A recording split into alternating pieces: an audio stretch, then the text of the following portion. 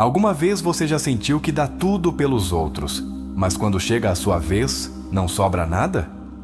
Já aconteceu de você se desgastar emocionalmente por agradar, por manter uma imagem ou por medo de ficar sozinho? E depois, no meio do caos, você se pergunta: onde estou eu nesta história?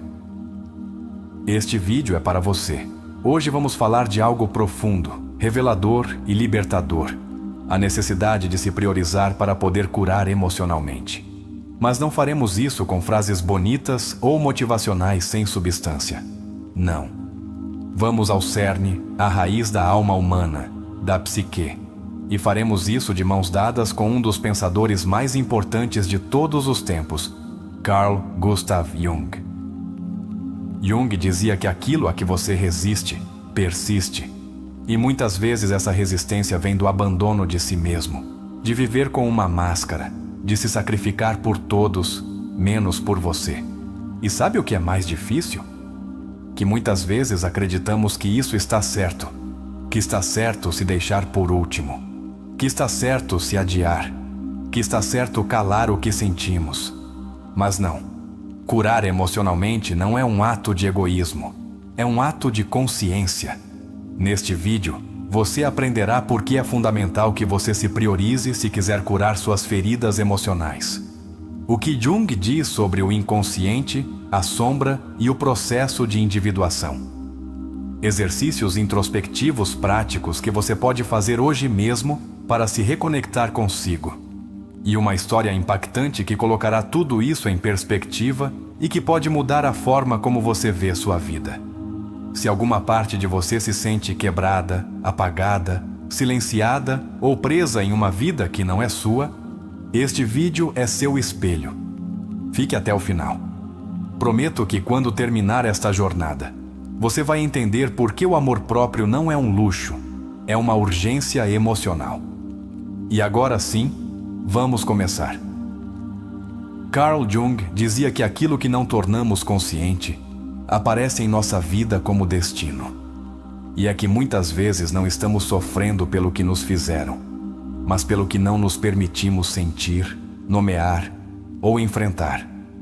Essa é a base da cura emocional. Reconhecer que nossas feridas têm nome, forma e origem. Não podemos continuar avançando com a alma fragmentada enquanto fingimos que está tudo bem. Quando alguém não se prioriza, começa a se desvanecer. Começa a responder ao que os outros querem ver, às demandas do entorno, ao barulho das expectativas. Mas cada vez que você diz sim quando queria dizer não, você se trai um pouco. E essa traição não é inocente, ela se acumula. Transforma-se em ansiedade, em insônia, em tristeza crônica. Seu corpo e sua alma sabem quando você não está sendo fiel a si. Jung propunha o caminho da individuação, um processo de chegar a ser quem você realmente é, não quem te disseram que você deveria ser, não quem você mesmo fingiu ser para sobreviver, mas o você essencial, o você profundo.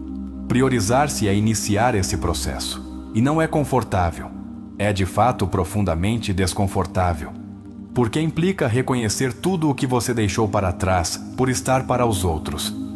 Muitas vezes, acreditamos que nos amar é egoísta, mas Jung tinha uma visão contrária. Dizia que o verdadeiro amor pelo outro só é possível quando nos conhecemos e nos aceitamos profundamente. Se você não se conhece, se não se aceita, o que você está dando realmente? Um reflexo? Uma ilusão? Uma versão quebrada que espera que o outro a conserte? A cura emocional não é um ato mágico, é um ato brutalmente honesto. Jung insistia que não há despertar da consciência sem dor.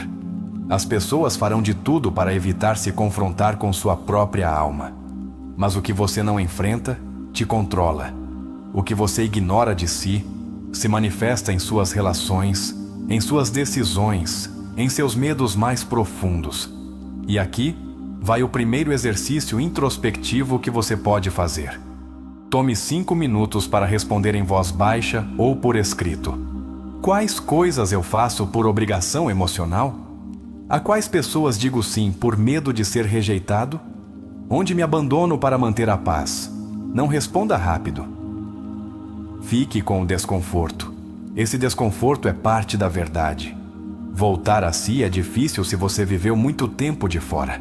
Quando você se acostuma a fazer o que esperam, retornar ao que você é pode parecer estranho. Mas isso não significa que você não esteja aí, esperando ser ouvido.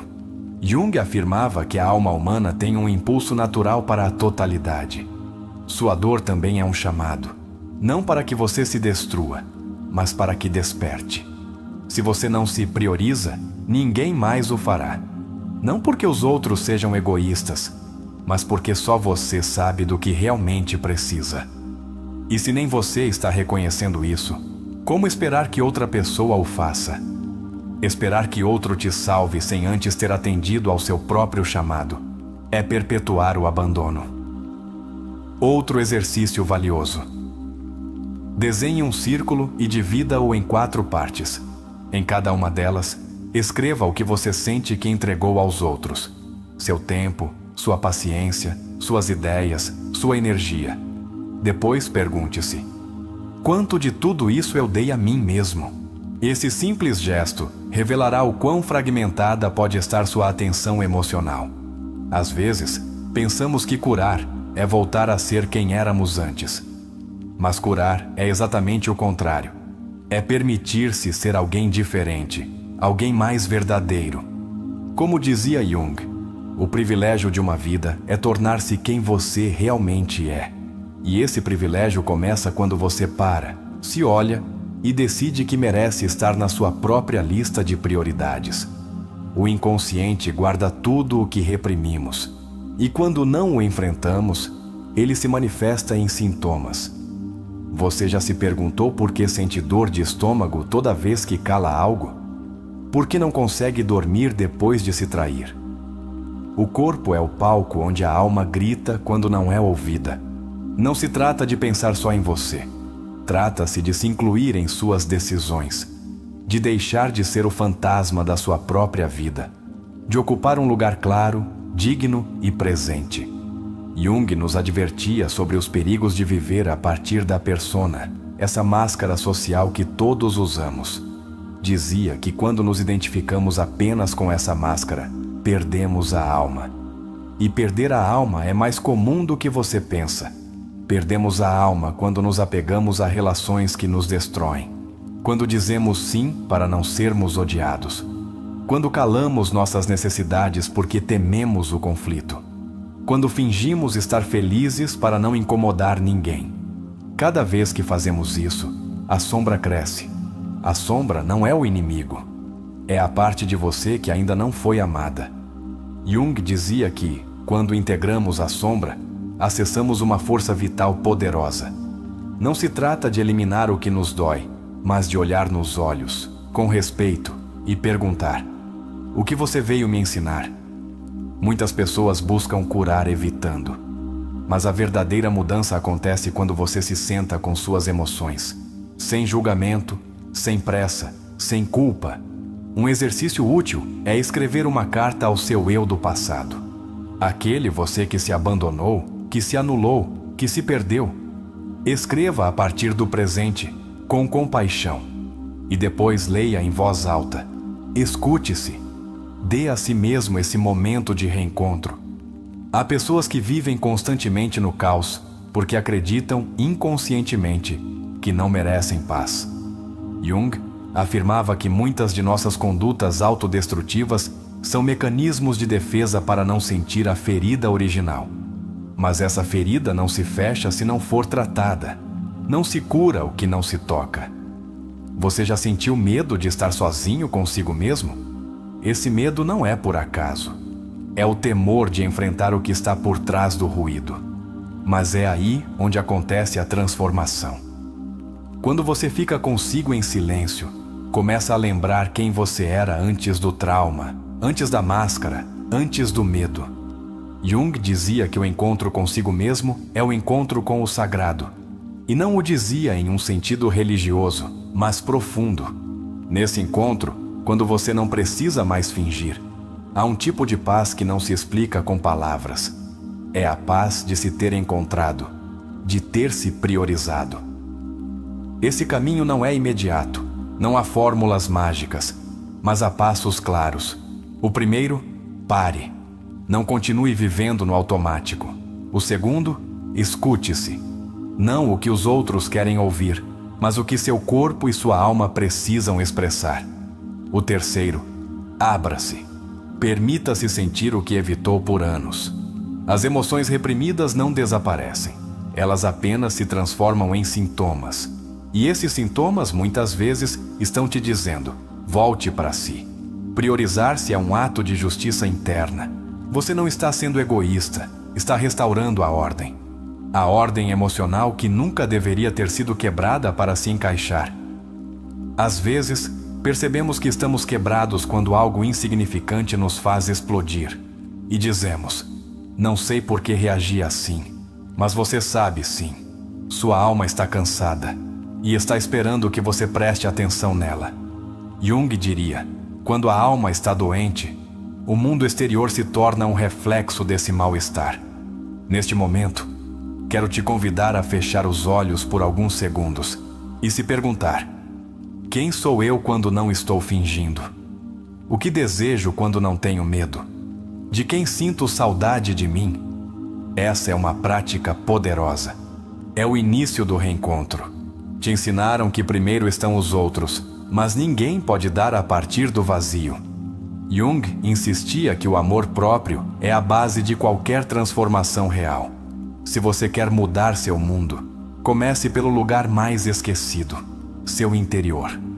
Pense nesta metáfora. Se você fosse um jardim, como está? Descuidado, murcho, seco ou nutrido, cuidado, florescendo. A alma precisa de alimento. E esse alimento vem da sua própria atenção, de deixar de esperar que o outro te regue. Você também sabe como se dar água. Há algo profundamente libertador em se escolher. Não como reação, mas como verdade. Como quem entende que não quer mais viver a partir da escassez emocional. Jung dizia que o maior problema do homem moderno é que ele perdeu o contato com sua alma. Recuperá-la não é um luxo, é uma urgência. E agora, gostaria que você participasse de uma dinâmica poderosa. Se este vídeo tocou seu coração, se alguma frase ressoou com você, se sentiu que isso era para você, te convido a deixar nos comentários a seguinte frase: hoje começo a voltar para mim. Ao escrevê-la, você está se comprometendo consigo mesmo. Não comigo, não com este canal, contigo. Porque você é seu lar. Quando Jung falava do inconsciente, não se referia a um simples depósito de memórias reprimidas. Para ele, o inconsciente era uma dimensão viva, ativa, que influencia nossa vida de forma direta. Jung o chamava de o outro lado de nós mesmos. Não conhecer esse lado é viver sob o controle de forças invisíveis. Um dos erros mais comuns no caminho da cura emocional é pensar que se trata apenas de curar o que é ruim. Mas Jung nos advertia que tanto a luz quanto a escuridão são partes do ser humano. Quem busca apenas ser bom cai facilmente na hipocrisia emocional. Curar é integrar. Não se trata de eliminar a sombra, mas de dar a ela um lugar. Priorizar-se é integrar essas zonas que você nega. É assumir que suas emoções não são uma fraqueza, mas um mapa. Se você sente raiva, não se reprima. Pergunte-se: que parte de mim está sendo ignorada? Que necessidade não está sendo respeitada? Sigmund Freud, mestre de Jung e depois seu contraditor, falava do retorno do reprimido. Essa energia que não expressamos nunca desaparece. Transforma-se em sintoma. Se não a falamos, a somatizamos. Se não a choramos, a agimos. A sombra não desaparece. Ela se esconde em seus hábitos. Jung tomou essa ideia freudiana e a elevou. Disse que não reprimimos apenas o traumático, mas também o luminoso. Muitas pessoas reprimiram seu poder, sua voz, sua força criativa, porque temiam brilhar. Porque quando crianças, aprenderam que brilhar era perigoso. Priorizar-se é também permitir-se ser quem você é na sua máxima expressão, sem culpa. A culpa é um veneno emocional que costuma acompanhar aqueles que tentam se colocar em primeiro lugar. Jung dizia que a culpa muitas vezes é um sintoma do condicionamento cultural, não da moral interna. Sentimos-nos culpados por desobedecer ao personagem que construímos, mesmo que esse personagem já não nos represente. Viktor Frankl, outro grande pensador, dizia que quando o homem não pode mais mudar uma situação, ele é chamado a mudar a si mesmo. Isso implica se responsabilizar. Ninguém virá curar sua história. Ninguém conhece suas feridas como você. A cura não virá de fora. Virá quando você decidir voltar para si. E para voltar para si, você deve passar por um processo de morte simbólica. Jung o comparava ao mito do herói que desce aos infernos. É necessário tocar o fundo para poder renascer. A crise, dizia ele, não é o fim, mas a porta para uma transformação mais profunda.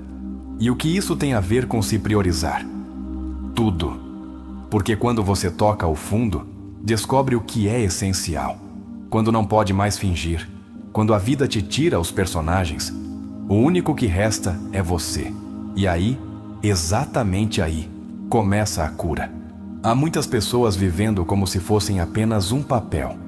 A mãe perfeita, o amigo leal, o trabalhador exemplar.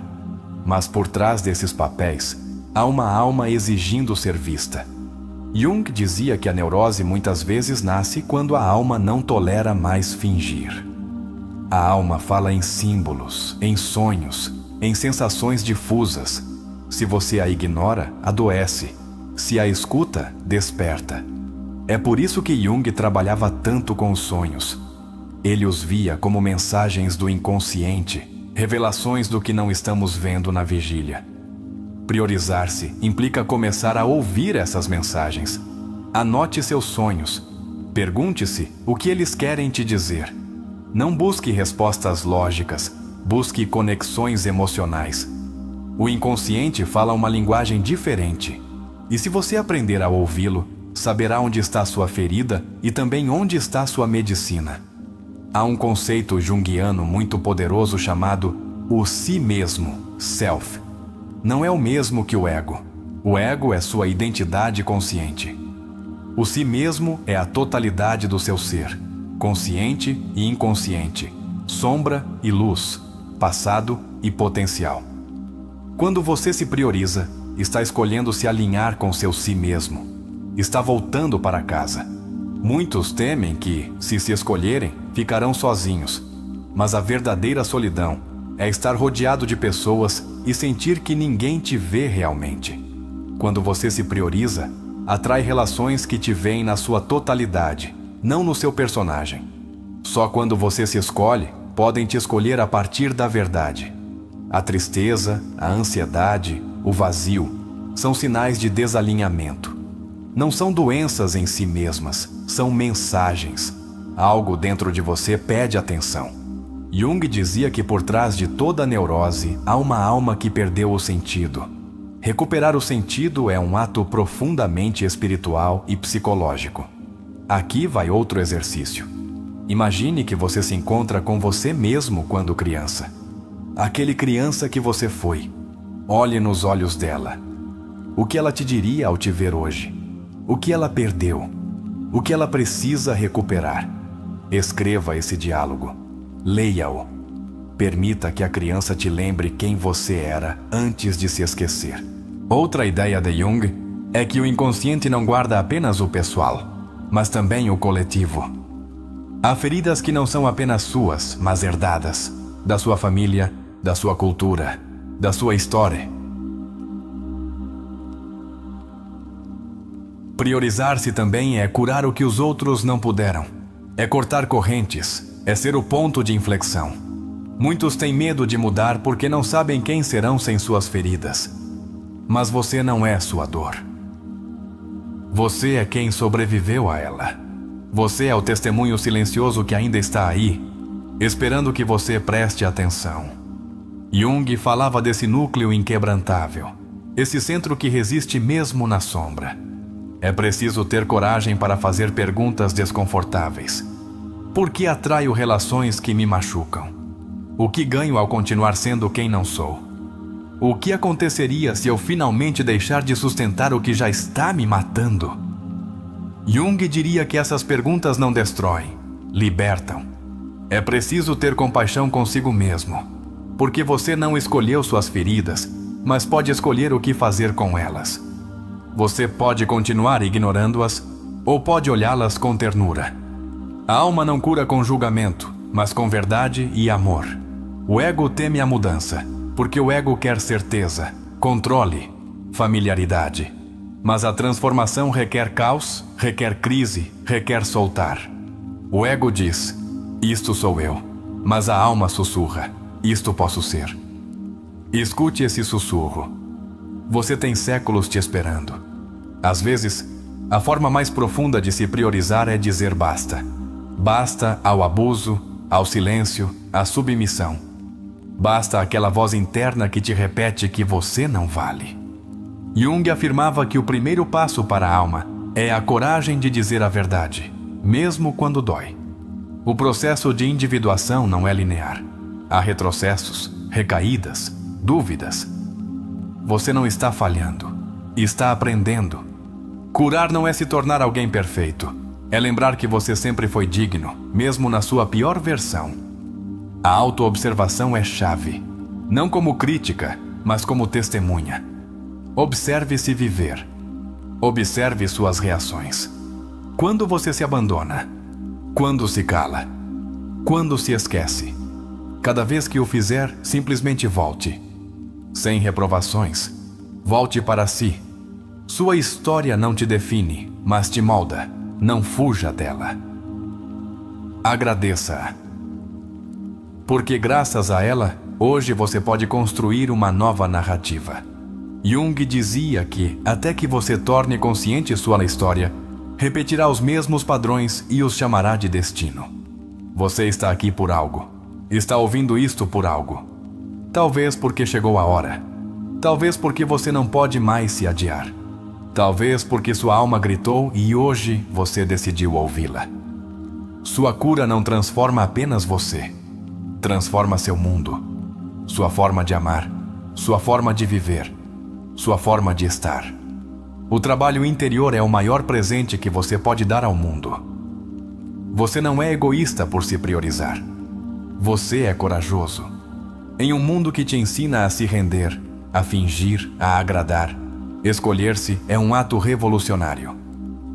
Não se trata de se afastar dos outros. Trata-se de voltar para si para estar melhor com os outros. Respire. Você está no caminho.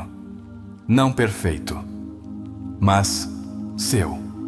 E isso já é belo. Está pronto para continuar com a história que dará vida a tudo isso? Passamos à quarta parte, a novela terapêutica baseada nos princípios de Jung. Chamava-se Elias e tinha 42 anos no dia em que sua alma colapsou.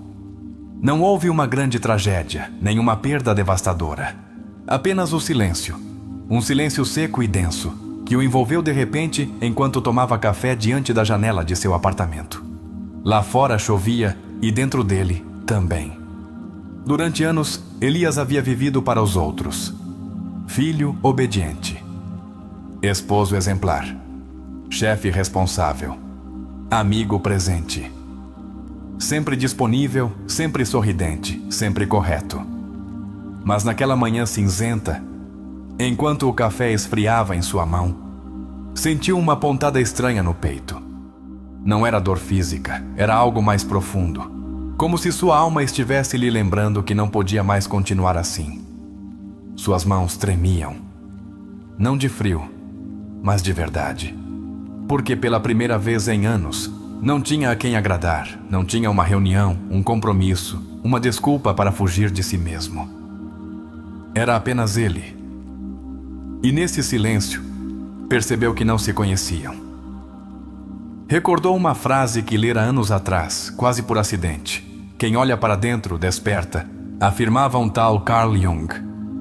Naquela época, achou a frase bonita, mas hoje, essa frase soava como uma ordem. Elias não dormia bem há meses. Acordava assustado às 3 da madrugada, com o coração disparado e uma angústia que não sabia de onde vinha. Sua esposa dormia ao seu lado, seu filho no quarto ao lado, e, no entanto, ele se sentia completamente sozinho, como se sua alma estivesse em outro lugar. Naquela manhã, decidiu não ir trabalhar. Sentou-se diante do espelho do banheiro e se observou. Mas não viu um homem, viu um personagem, uma máscara.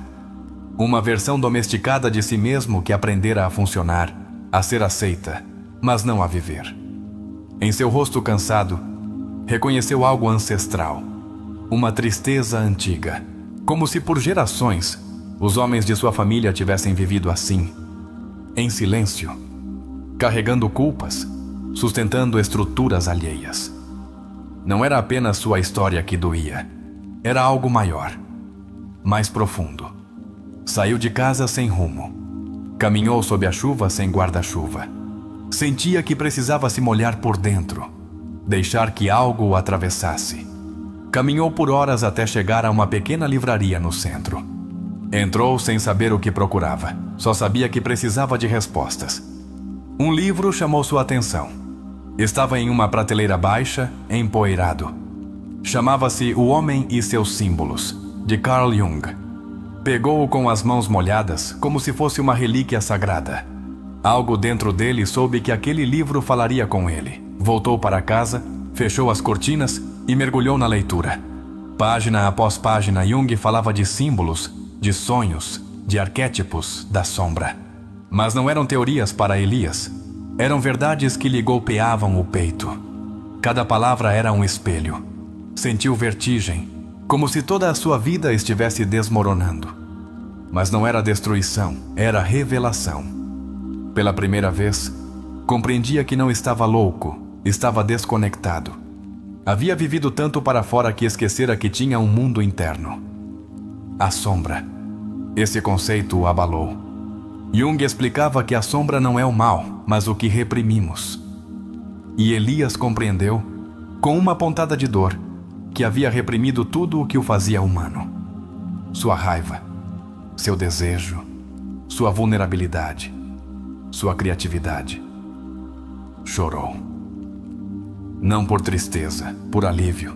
Era como se alguém finalmente lhe dissesse que sua escuridão também era parte dele e que não precisava eliminá-la, mas integrá-la. Seu choro não era fraco, era uma descarga elétrica. Era sua alma voltando. Passaram dias em que Elias não conseguia fazer outra coisa senão ler, escrever, lembrar. Começou a sonhar. Sonhos vívidos, simbólicos, estranhos. Um lobo o perseguia em um bosque. Uma figura encapuzada lhe oferecia um espelho.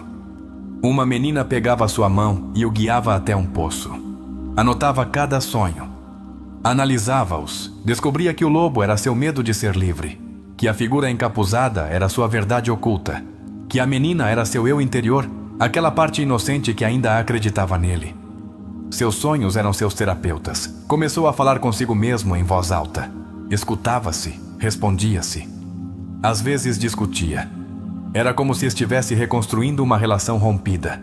A relação mais importante, a que tinha consigo mesmo. O processo foi doloroso. Descobriu que seu casamento era uma peça de teatro, que seu trabalho o sufocava, que sua vida estava cheia de compromissos vazios. Mas também descobriu algo sagrado.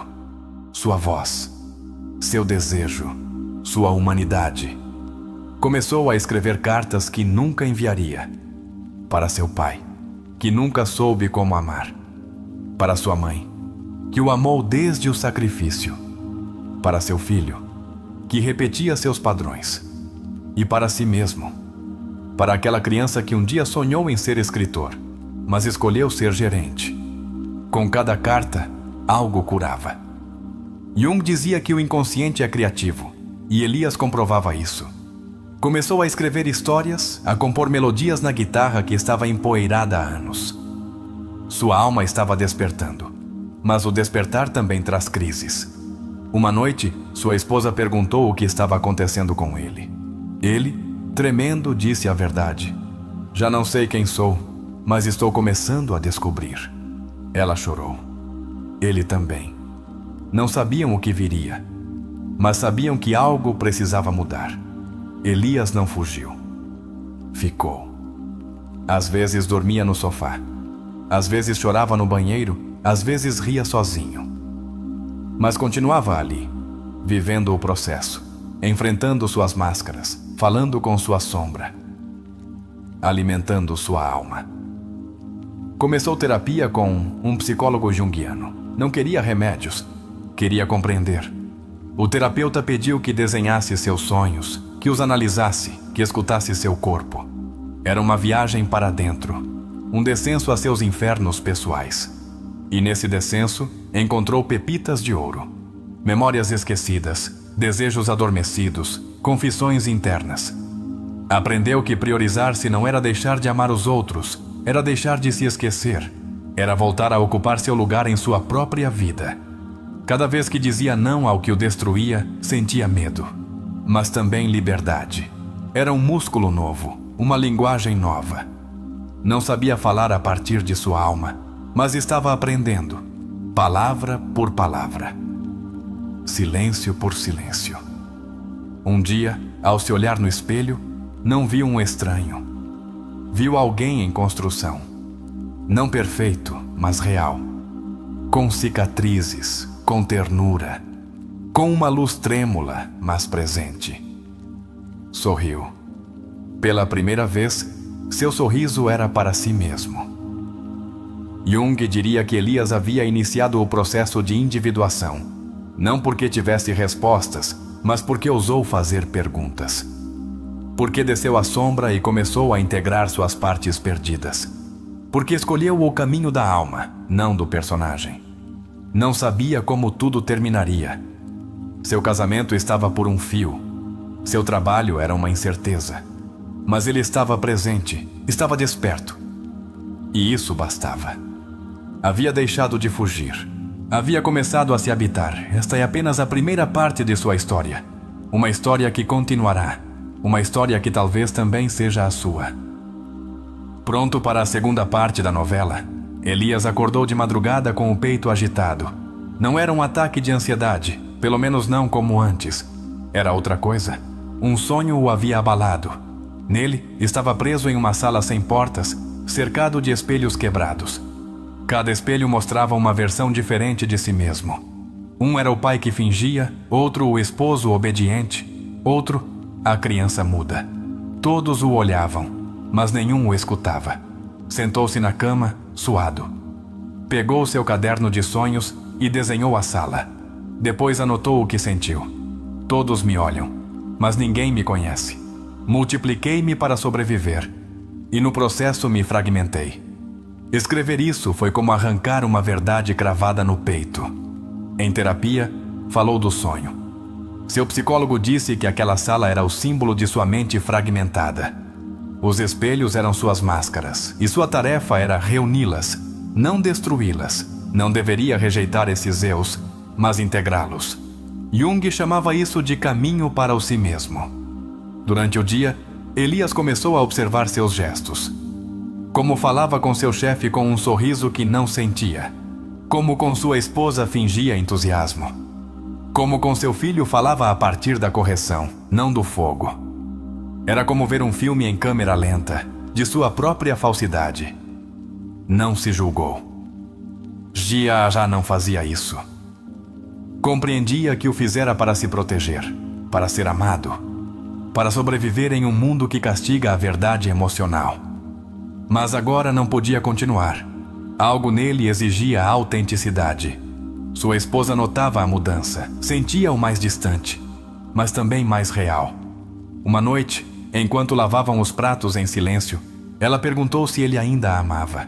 Ele respirou fundo. Estou aprendendo a me amar. E enquanto faço isso, descubro o que é o amor de verdade. Não foi uma resposta confortável, mas foi honesta. Ela chorou. Ele também. Decidiram fazer terapia de casal. Não para salvar o casamento, mas para descobrir se havia algo verdadeiro que ainda os unisse. Jung dizia que muitas relações fracassam porque duas metades vazias não podem formar uma totalidade. Elias não queria amar a partir da necessidade. Queria amar a partir da escolha. Seu filho também percebia a mudança. Via-o mais calado, mais presente. Uma tarde, enquanto brincavam, o menino perguntou: Papai, você também tem medo às vezes? Elias o olhou nos olhos. Não mentiu. Sim, filho. Muito. Mas estou aprendendo a não correr. O menino assentiu. Não disse mais nada, mas se aproximou e o abraçou com força.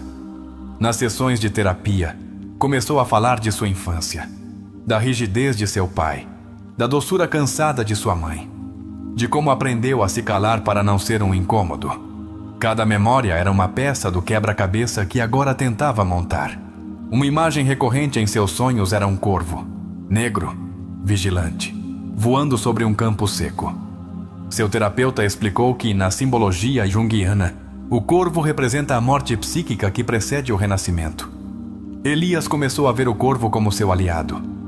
Às vezes, imaginava-o pousado em seu ombro, como um guardião silencioso. Falava com ele.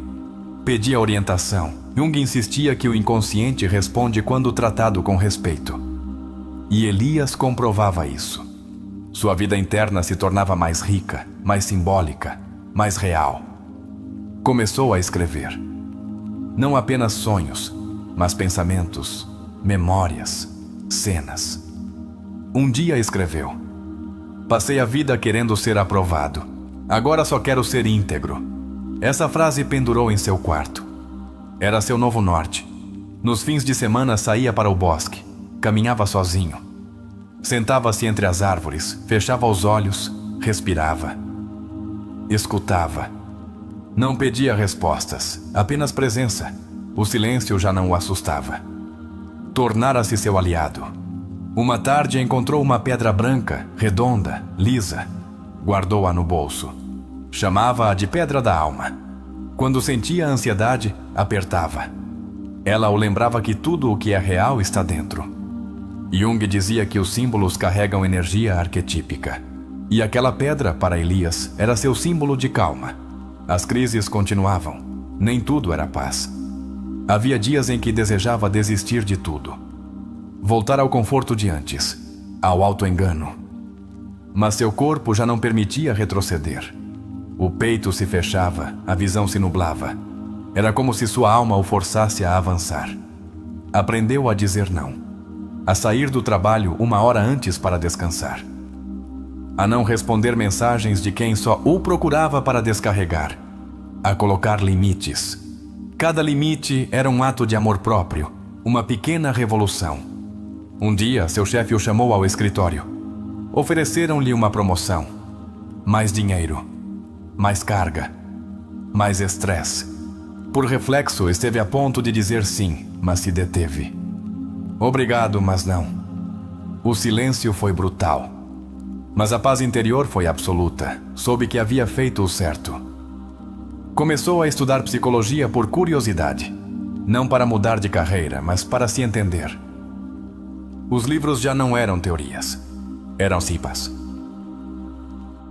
Mapas, portas, chaves. Jung tornara-se seu companheiro invisível. Seu terapeuta lhe propôs um exercício: escrever para sua sombra. Não como inimiga, mas como parte dele. Elias o fez. Escreveu 3 páginas. Agradeceu por protegê-lo. Pediu ajuda. Prometeu integrá-la. Chorou. Sentiu-se libertado. Também sonhou com fogo. Grandes incêndios, casas ardendo. Jung dizia que o fogo simboliza a transformação. O velho precisava queimar. E ele compreendia. Sua vida estava em chamas. Mas dessas cinzas nasceria algo novo. Renunciou ao seu trabalho 6 meses depois. Fez isso sem um plano concreto. Só sabia que não podia continuar vendendo sua alma por estabilidade. Começou a dar aulas de escrita em uma pequena academia. Ganhava menos, mas dormia melhor, ria mais. Estava vivo.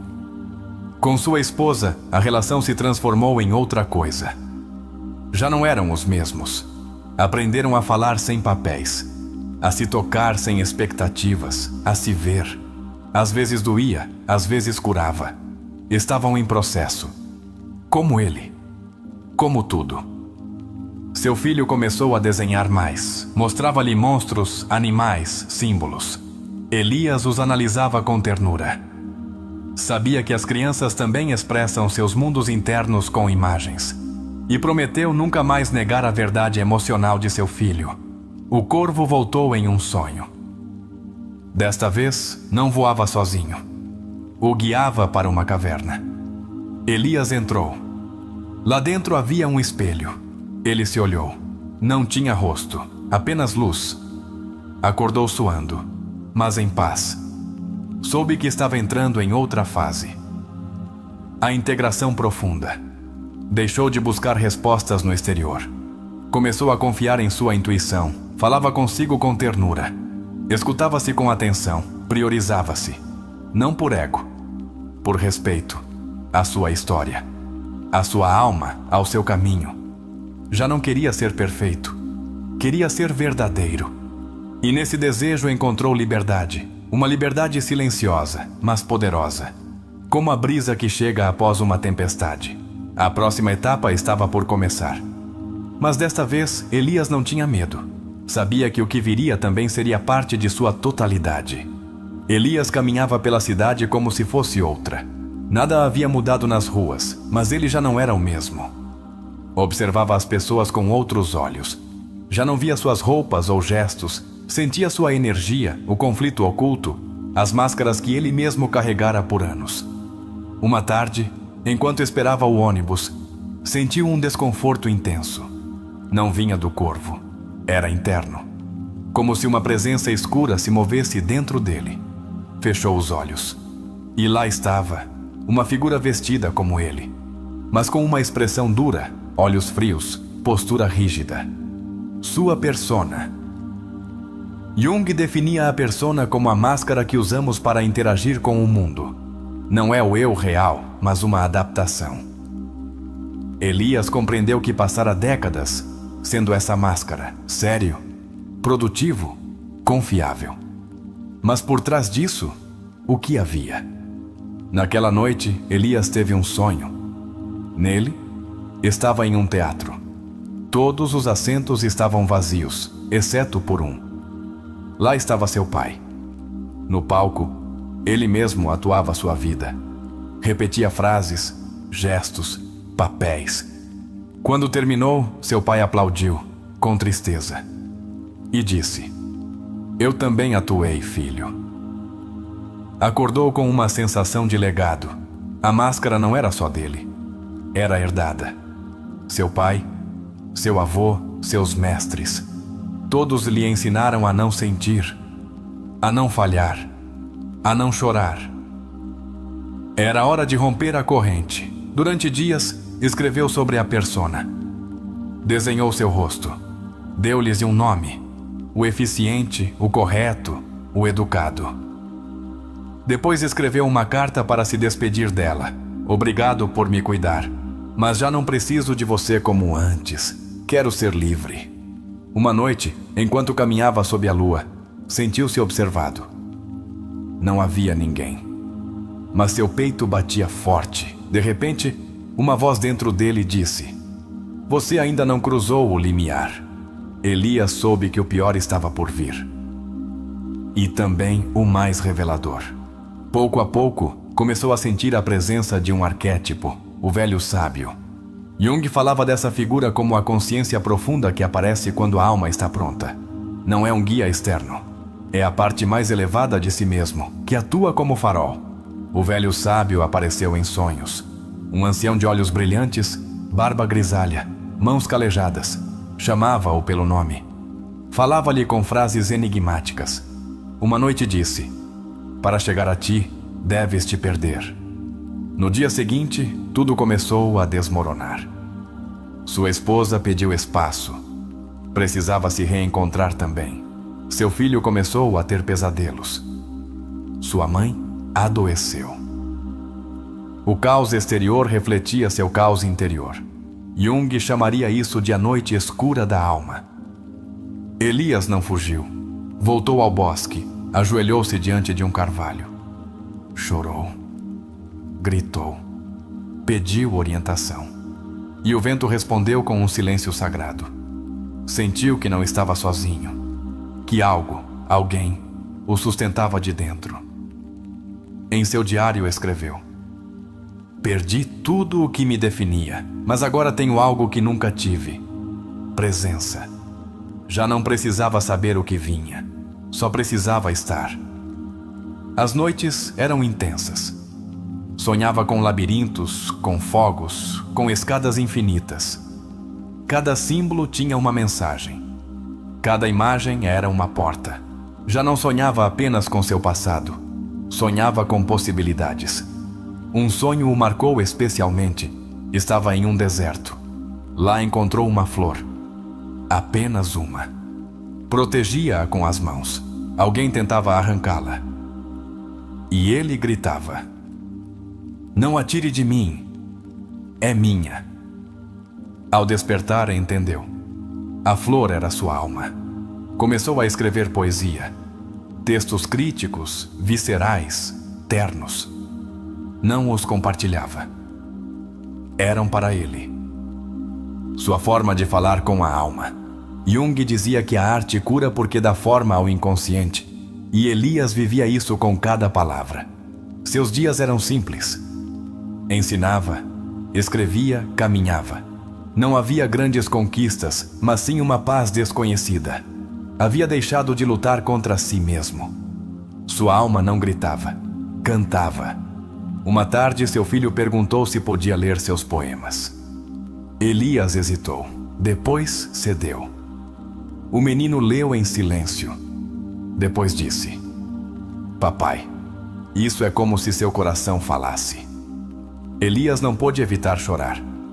Pela primeira vez, alguém o havia visto sem sua máscara. O processo de sua esposa foi paralelo. Em terapia, descobriu que também se perdera nos papéis. Decidiram se separar por um tempo, mas desde o amor. Não por rejeição, mas por respeito. Cada um precisava encontrar seu centro. Elias aceitou. Já não precisava controlar, confiava. Confiava nos ciclos, nos símbolos, na sabedoria da alma. Não queria um final feliz. Queria um caminho real. Um dia recebeu uma carta. Era de sua mãe. Falava-lhe de sua infância, dos silêncios de seu pai, de seu medo de ser fraca. Dizia: nunca soube como te ensinar a sentir, mas agora te vejo e você me dá esperança. Elias tremeu. Aquela carta fechou uma ferida de décadas. Começou a dar pequenos workshops de introspecção simbólica, não como mestre, mas como companheiro. Compartilhava sua história. Lia Jung, convidava a descrever. As pessoas choravam, riam, curavam-se. Elias compreendia que sua ferida também era remédio. Um participante do workshop lhe deu uma figura de barro, um homem sem rosto, com o coração na mão. Elias a colocou em sua mesa. Cada vez que duvidava, olhava para ela. Isto sou eu quando me escolho. Já não sentia culpa por se priorizar. Sabia que fazê-lo não era egoísmo, mas coerência. Sua presença, agora, era mais poderosa. Já não precisava gritar. Bastava estar. O velho sábio voltou em um último sonho. Desta vez, olhou-o e disse: você cruzou o limiar. Agora, caminhe. Ao despertar, Elias sentiu algo estranho. Gratidão. Pela dor. Pelo caos, pelo silêncio. Tudo o havia levado àquele ponto. Começou a deixar pequenos escritos em cafés, em praças, em bancos. Frases como: sua alma ainda te espera, ou não esqueça quem você era antes do medo. Era sua forma de semear símbolos. Uma manhã, encontrou seu filho sob a chuva. O menino levantou o rosto e disse: gosto de me molhar. Sinto-me vivo. Elias sorriu. Eu também, filho, eu também. E se deram as mãos, como dois viajantes de volta ao lar. Haviam passado quase 2 anos desde aquela manhã chuvosa em que Elias se quebrou diante de sua xícara de café. Agora, As chuvas continuavam caindo com a mesma frequência, mas algo nele havia mudado para sempre.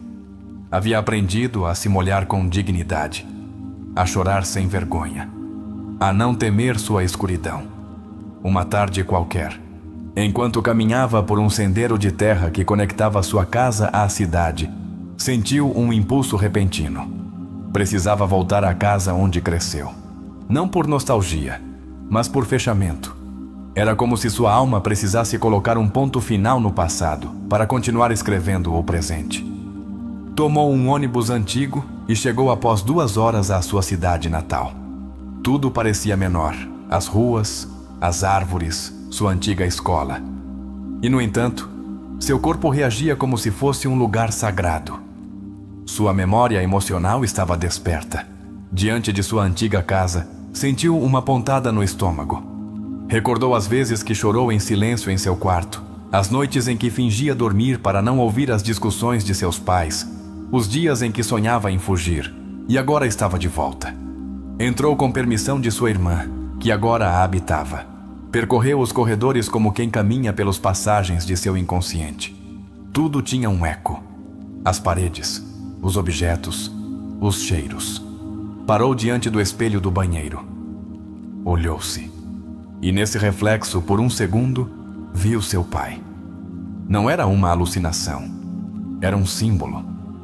Jung dizia que nossos pais habitam o inconsciente como figuras arquetípicas e que devemos enfrentá-los, compreendê-los, para nos libertarmos.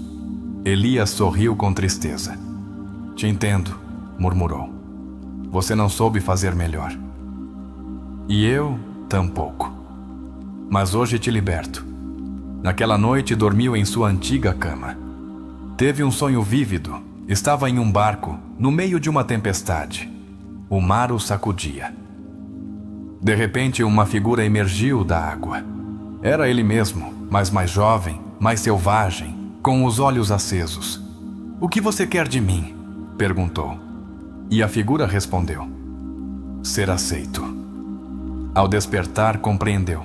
Ainda havia uma parte dele, esquecida, reprimida, que pedia integração. Seu eu selvagem, impulsivo, passional, que ele enterrara sob o disfarce da maturidade. Nos dias seguintes, permitiu-se ser espontâneo. Gritou no bosque, correu sem rumo, dançou sob a lua. Não para se rebelar, mas para recuperar. Jung ensinava que a alma se cura quando se permite viver plenamente todas as suas dimensões. A relação com sua ex-esposa tomou um novo rumo. Já não eram casal, mas se acompanhavam com ternura. Enviavam-se cartas. Às vezes se encontravam para falar do filho, às vezes apenas para recordar que o que viveram foi real, embora já não fosse presente. Elias não buscava preencher o vazio com outra relação. Aprendeu a estar só sem se sentir só. Sua solidão era fértil, criativa. Não era isolamento. Era espaço sagrado. Tempo para se escutar. Um dia, seu filho lhe mostrou um desenho. Era um coração com rachaduras, mas das rachaduras brotavam flores. O que significa? Perguntou Elias. E o menino disse que às vezes, quando algo se quebra, pode crescer algo bonito. Elias o abraçou com a alma. Decidiu publicar um livro com seus escritos, sonhos e reflexões. Não esperava sucesso. Só desejava compartilhar o que havia aprendido. Intitulou-o Voltar a Mim, Crônicas de uma Sombra Reconciliada. A capa era um corvo abraçando uma flor. No dia do lançamento, apenas 20 pessoas compareceram. Mas entre elas, uma mulher lhe disse: seu livro me salvou de uma depressão. E com isso bastou. Não escrevia por fama.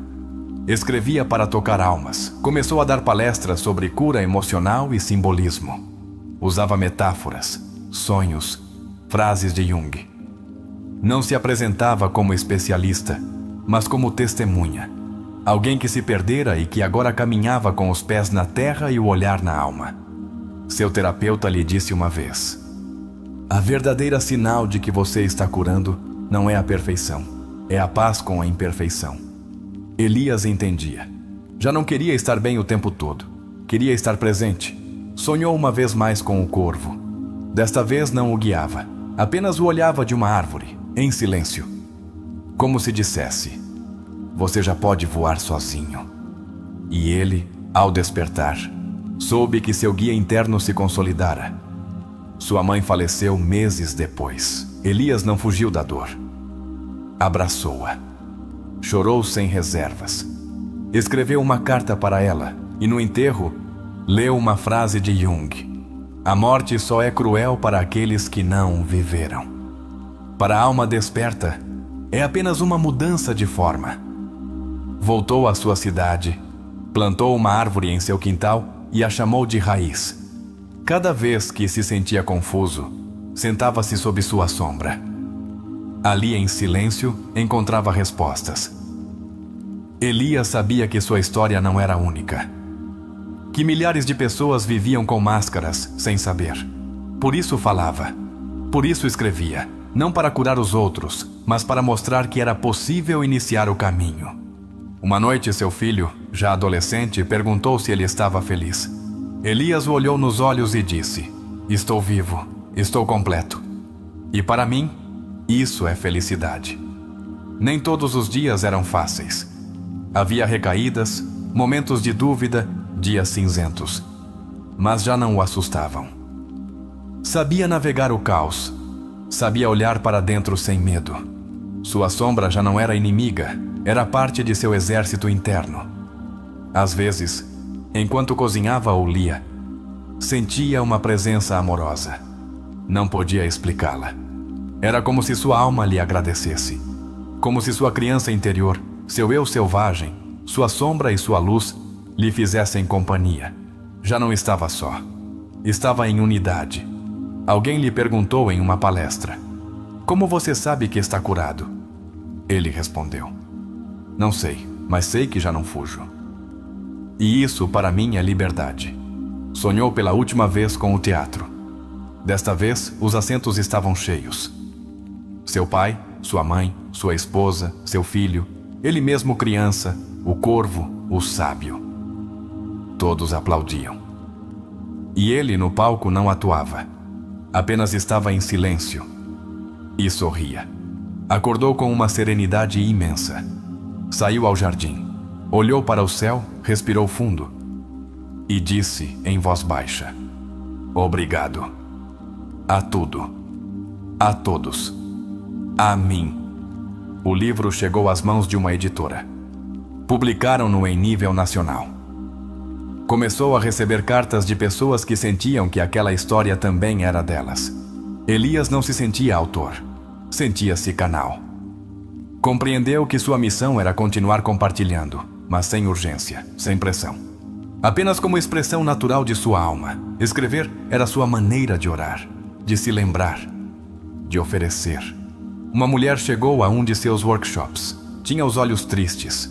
Disse-lhe: estou quebrada. Elias respondeu: eu também estive.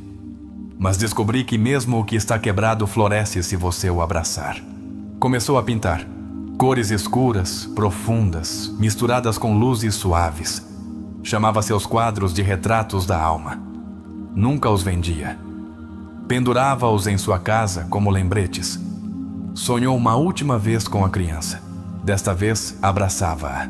A criança lhe dizia: obrigado por voltar por mim. E Elias respondia: obrigado por me esperar. Vivia simples, sem excessos, sem pressa, sem máscaras.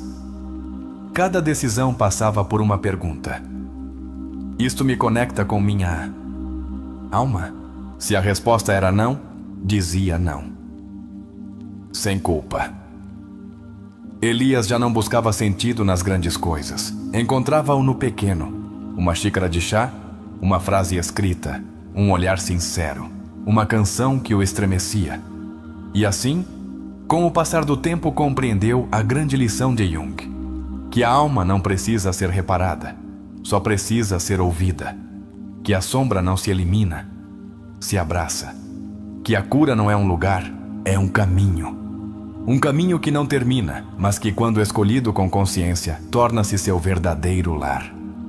A história de Elias é, em essência, uma representação simbólica do processo de individuação que Jung descreveu como o propósito central da vida psicológica: tornar-se quem se é.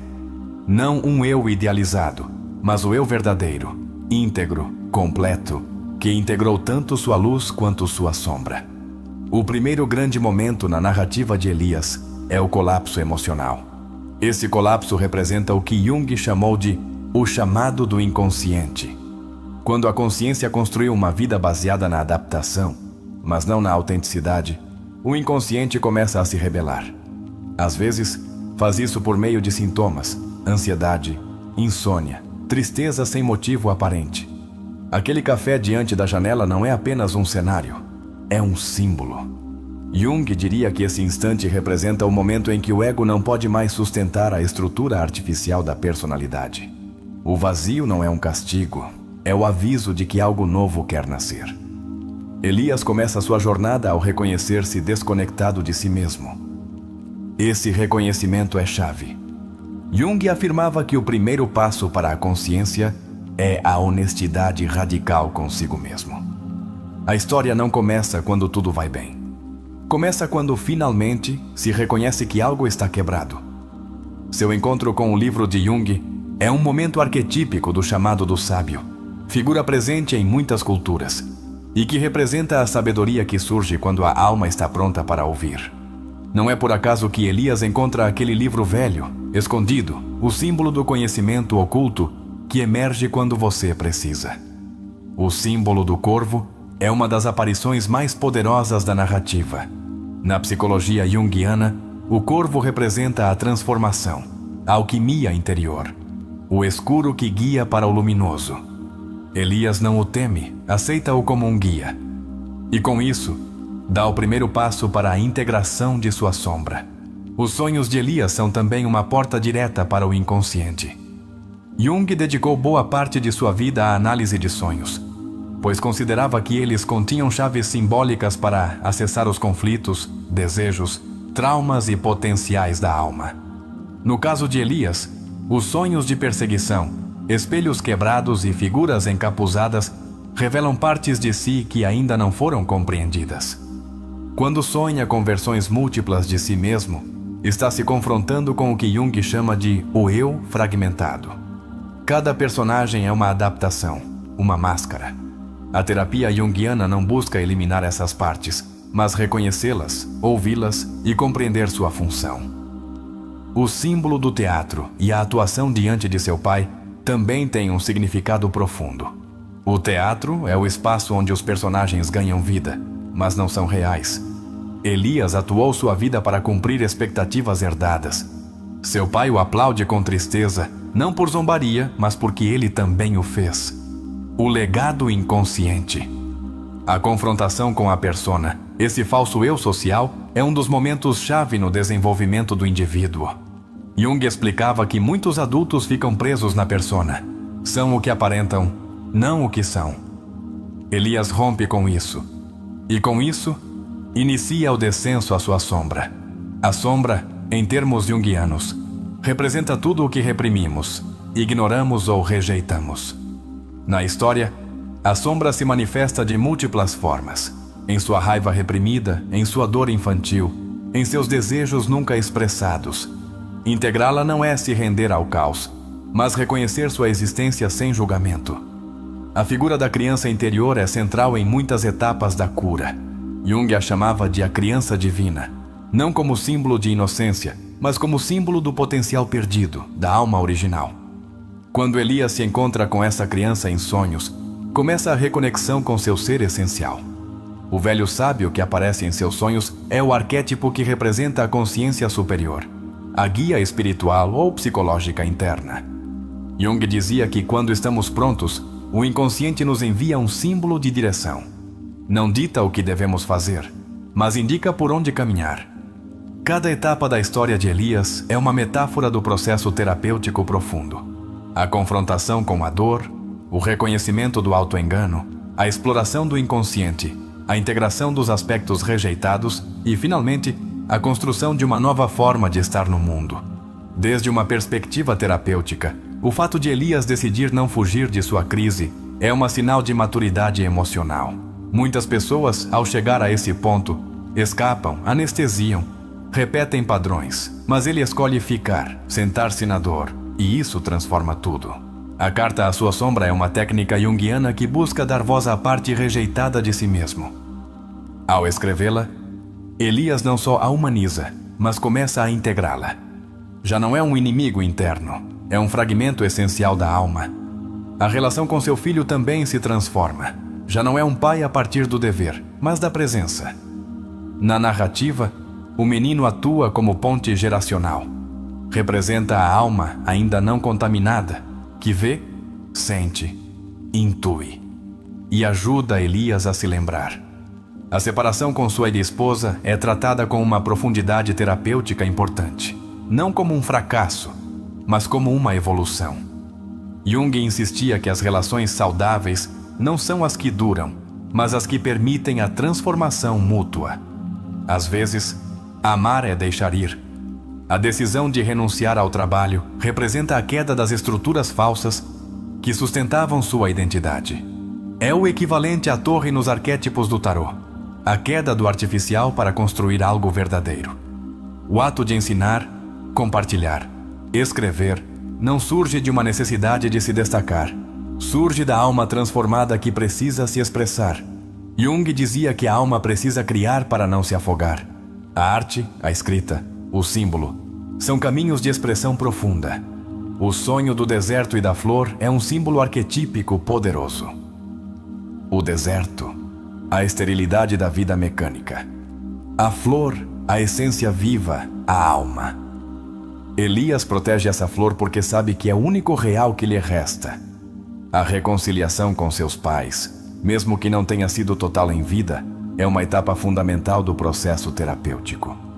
Jung dizia que ninguém é realmente livre enquanto não tiver liberado seus pais de seus erros internos. A árvore que planta em seu quintal é também um símbolo. As raízes representam sua reconexão com a terra, com seu corpo, com sua origem. As ramas, sua expansão. É um ato profundamente junguiano, transformar o símbolo em ato. Sua última visão no teatro, com todos os personagens de sua vida aplaudindo, é a representação final do si mesmo. Já não está fragmentado, já não atua, apenas está. A consciência total de seu ser foi alcançada. Esta história, embora ficcional, tem um poder terapêutico real, porque toca arquétipos presentes em todos nós. A criança ferida, o sábio interno, a sombra, a máscara, a alma. Quem se vê refletido em Elias, provavelmente está atravessando uma etapa semelhante. E isso não é coincidência. É sincronicidade, como diria Jung. O universo conspira quando você está pronto para olhar para dentro. O processo de Elias também ilustra algo muito importante, que curar não significa não sofrer. Significa sofrer com consciência, com sentido, com propósito, sofrer sem se perder.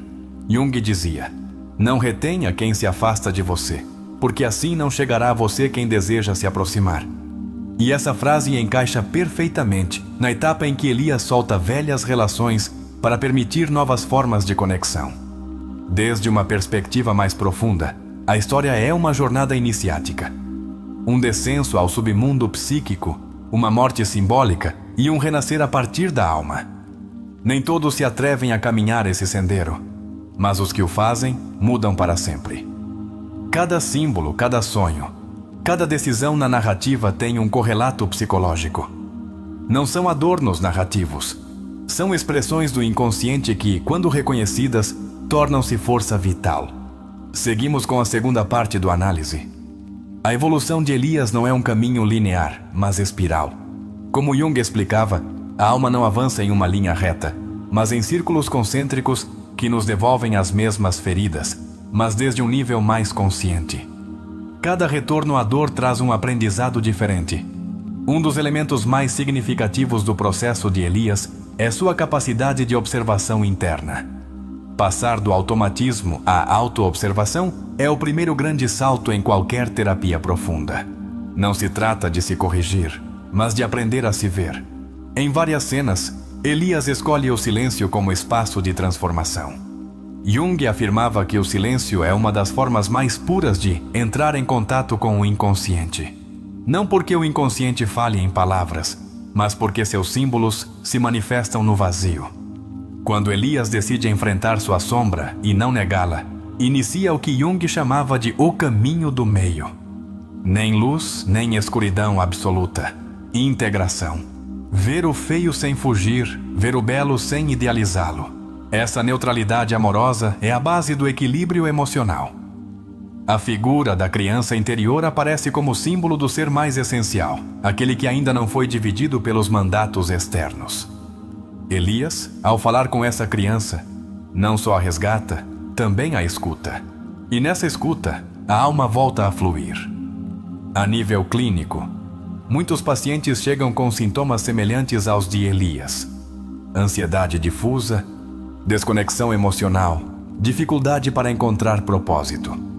Mas no fundo, o que existe é uma fuga de si mesmos.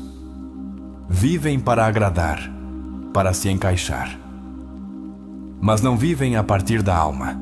O corvo, que aparece repetidamente em seus sonhos, pode ser interpretado também como um símbolo do mensageiro entre mundos. Em muitas culturas, representa aquele que atravessa a escuridão e volta com uma mensagem. Na história, o corvo não só guia, também observa. Valida o processo.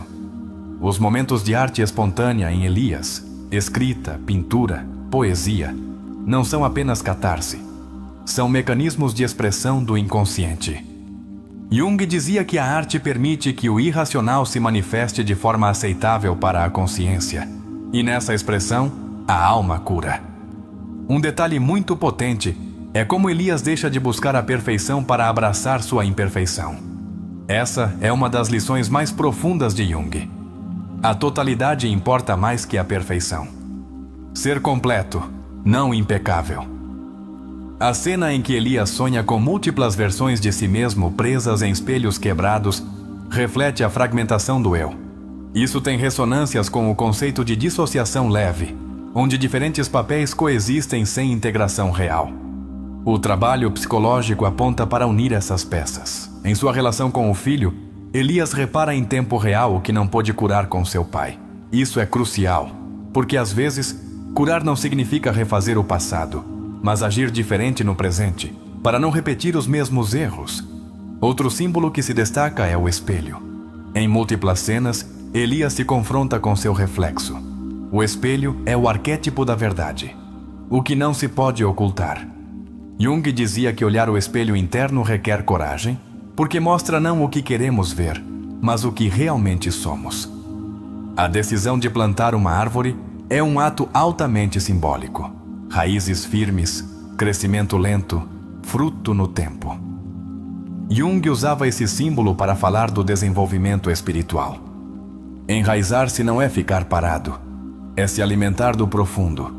Quando Elias começa a ensinar, a dar palestras e a compartilhar seus escritos, não o faz a partir do ego, faz a partir da integridade.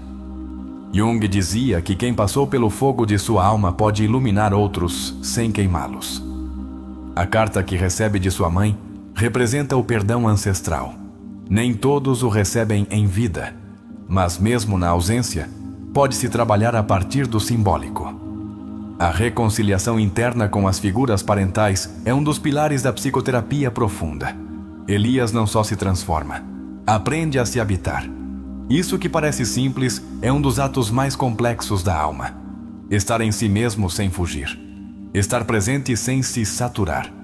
Habitar o corpo, a emoção, o pensamento, sem se fragmentar. A narrativa também nos mostra como a alma renasce através dos vínculos. Não basta o trabalho individual. A alma precisa de reflexos. Precisa olhar nos olhos de outros e se reconhecer. O filho, a ex-esposa, os alunos, todos funcionam como espelhos de seu processo. Um momento terapeuticamente poderoso ocorre quando Elias começa a falar em voz alta consigo mesmo. Jung considerava o diálogo interno uma ferramenta fundamental. Dar voz às partes internas cria uma ponte entre consciente e inconsciente. É uma ponte de reconciliação. O ato de rejeitar a promoção no trabalho é também um símbolo do rechaço ao velho paradigma. Mais dinheiro, mais status, mais estresse, às custas da alma. Elias não busca sucesso social. Busca integridade. Essa é sua verdadeira riqueza. Em várias partes da história, enfatiza-se a escuta do corpo. As sensações físicas guiam Elias, e isso é terapeuticamente muito importante. O corpo é o inconsciente biológico. Muitas emoções reprimidas falam através da dor, da insônia, do peso no peito. Quando Elias escreve a carta a seu pai, vivo ou morto, realiza um ato de liberação profunda. Não se trata de culpar. Trata-se de compreender a dor herdada e cortar os fios invisíveis que ainda atam essa figura às nossas decisões atuais. O sonho do palco ao final, onde todos aplaudem, não é um desejo de validação externa. É a manifestação da alma reconciliada. Todos os arquétipos aplaudem porque Elias finalmente se permitiu ser. Não fingir, não fugir, não impressionar. Apenas ser. A figura do velho sábio desaparece na etapa final. Não porque morra, mas porque já está dentro. Jung dizia que o guia interno, uma vez integrado, torna-se intuição profunda. Já não precisa de sinais externos, a alma mesma te fala. Há um equilíbrio notável entre o caos e a calma na história. Isso não é por acaso. Jung afirmava que a vida psíquica saudável não elimina o conflito, mas aprende a sustentá-lo sem se quebrar. A tensão entre opostos é parte do crescimento. Quando Elias começa a deixar frases em espaços públicos, atua como um semeador de símbolos.